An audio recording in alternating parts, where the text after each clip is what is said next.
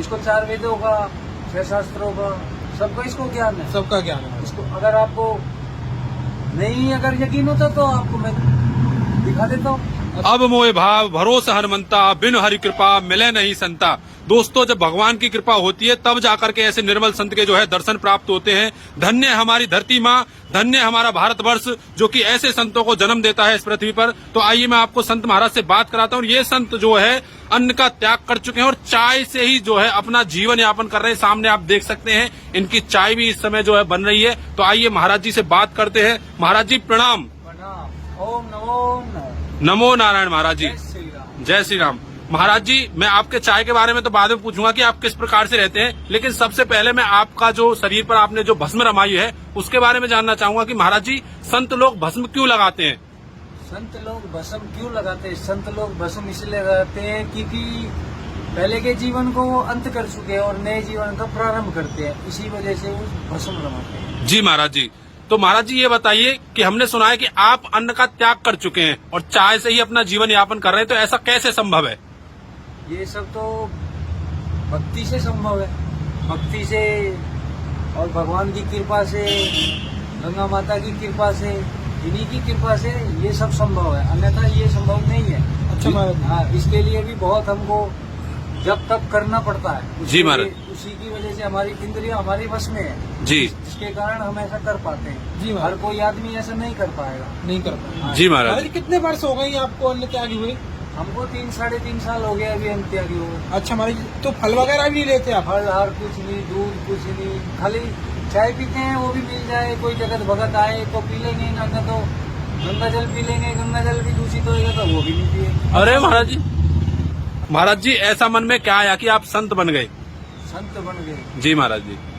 तो कहते हैं ना, भक्ति करे कोई सूरमा, जाति कुल वन खोए, छल करती लोग इसे भक्ति कैसे हो। यही कारण है हमारा संत बनने का। यानी कि जो भक्ति करता है कोई सूरमा ही करता है। जैसे कि एक बच्चे की पढ़ाई, IPS की पढ़ाई करेगा कोई भी, तो उसमें से हजारों लाखों में से एक ही बच्चा बाहर आएगा। जी। उसी प्रकार ये भक्ति करने के लिए भी करोड़ों में से, अरबों में से एक ही बाहर आएगा। हाँ, मैं भगवान का नाम लूंगा, भगवान की पूजा करूंगा, भगवान जी की सेवा करूंगा। जी महाराज। इसी प्रकार हमारा भी है, इसी प्रकार हम भी बाहर आए। जी। तो महाराज जी आपका तो बताते हैं जो पिताजी थे उनका लाखों का रेंट आता है और सब कुछ, मतलब सब कुछ अच्छा है, परिवार वगैरह, तब भी आपने त्याग दिया?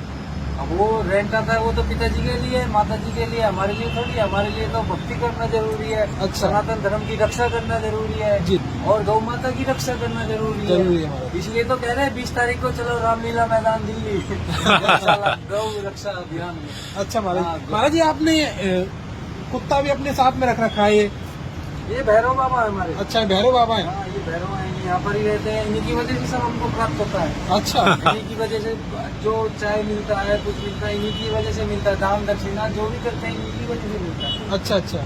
महाराज जी हमने जैसे कि कहते हैं ना, बोलने के लिए कुत्ता है, जी। ऐसे तो इसको दत्तात्रेय गुरु का भी ये गुरु है। जी महाराज। हाँ, तो बिल्कुल। इसीलिए इसको 4 वेदों का, 6 शास्त्रों का, सबका इसको ज्ञान है। सबका ज्ञान है। इसको अगर आपको नहीं अगर यकीन होता तो आपको मैं दिखा देता हूँ। अच्छा हाँ, महाराज। ऐसा भी है। अच्छा महाराज। आपने देखा भी होगा कहाँ पर कभी जब कभी कोई अड़ोस पड़ोस में कहाँ पर कोई मृत्यु का समय होता है तो कुछ सा पहले ही बताता है, क्योंकि उसमें यमराज के दर्शन पहले, उसके बाद दिव्य दृष्टि है, वो देख लेता है। बिल्कुल। और मनुष्य उसको देख नहीं पाएगा। बिल्कुल। मनुष्य के पास दिव्य दृष्टि है ही नहीं, तो वो नहीं। देखेगा कैसे? कैसे देखेगा? या तो उसके पास दूरबीन से भी देखेगा नहीं, कैसे भी। जी जी। ये भैरव बाबा है। आप काशी में जाएंगे, काशी में भी इनके दर्शन आपको पहले करने पड़ेंगे। अच्छा। काशी के कोतवाल भैरव बाबा। जी जी। उसके बाद आपको महाकाल में, उज्जैन में भी जाएंगे, वहाँ पर भी भैरव बाबा। जी जी जी जी। हाँ, तो भैरव के दर्शन पहले, बाद में महाकाल के दर्शन। तो महाराज जी तो आपको ऐसे भूख प्यास भी तो लगती होगी, कभी मन करता हो कुछ खा लूं? हाँ, कहीं करता है ऐसा मन? ऐसे मन तो खाने को भी करता है और बहुत कुछ को भी करता है। अच्छा। हाँ, बस मन को तो अपनी, क्योंकि हमारी इच्छा तो हमारे बस में है ना। जी। तो हमारी इच्छा जैसे हम कहेंगे ऐसे चलेगी।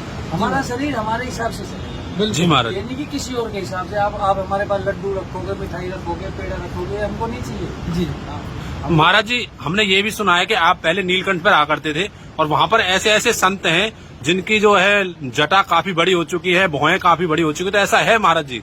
हाँ बिल्कुल है। हम आपको मिलाएंगे, चलेंगे आप हमारे साथ। और साधु संत का क्या है, कम खाना और गम खाना। गम का। ये साधु को हमेशा अपने साथ रखना है। जी जी महाराज। अब उसके साथ कम खाना नहीं और गम खाना नहीं, उसको पेट भर के भोजन चाहिए, आराम वाला सोना चाहिए, जी। एसी का कमरा चाहिए। वो साधु किस प्रकार का, वो साधु हमारे उसमें तो नहीं। जी जी जी महाराज। तो दोस्तों मैं आपको दिखा दूं ये महाराज जी का धूना है और इसी धूने को रमाते रहते हैं। और मैं आपको बता दूं इनका जो पता है ये ओम घाट के सामने रहते हैं। मैं आपको दिखा देता हूं, इधर ओम घाट है। अगर आप महाराज जी से भेंट करना चाहते हैं, यहाँ पर आकर के मिलना चाहते हैं, तो इस ओम घाट के सामने जो है इनकी जो है कुटिया बनी पड़ी है। और दोस्तों आज बड़े ही दिव्य संत के दर्शन हुए। सत्य सनातन धर्म के लिए इस वीडियो को शेयर करें ताकि सनातन धर्म का प्रचार प्रसार हो सके। तो सभी को जय श्री कृष्णा, राधे राधे, हर हर महादेव। हर हर महादेव। महाराज जी जय संत। नमन है आपको, वंदन है।